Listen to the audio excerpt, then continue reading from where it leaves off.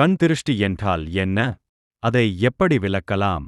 எளிய பரிகாரங்கள் என்ன என்பதை தெளிவாக பார்க்கலாம். சில நேரங்களில் நம் உடம்பு சோர்வாக இருக்கும், மனசு குழப்பமாக இருக்கும். சிறிய குழந்தைகள் திடீரென அழ ஆரம்பிக்கிறார்கள். நம்மை பார்த்த சிலர் பொறாமை, ஆசை அல்லது பாராட்டும் கண்கள் மூலம் நாம் எதிர்பாராத திருஷ்டி, நெகட்டிவ் எனர்ஜி ஏற்படுகிறது.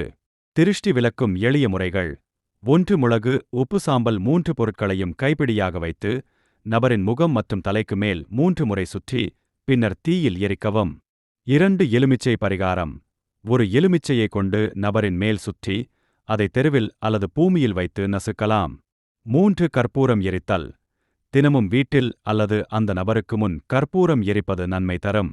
4. திருஷ்டி சுத்தி: சிறிய குழந்தைகளுக்கு 2 அல்லது 3 மிளகாயை எடுத்துக்கொண்டு குழந்தையின் மேல் சுற்றி பின்னர் அதை சுடும் அடுப்பில் போடலாம். ஆன்மீக பரிகாரம்: முருகனுக்கு வழிபாடு. ஓம் சரவணபவா என்ற மந்திரத்தை 108 முறை ஜெபித்தால் திருஷ்டி நீங்கும் என்று நம்பப்படுகிறது.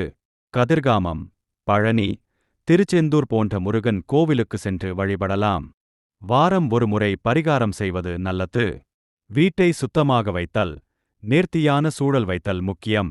குழந்தைகளுக்கு கண்ணுக்கு கண்ணாடி போட வேண்டாம், திருஷ்டி ஆகும் என்ற நம்பிக்கை உள்ளது.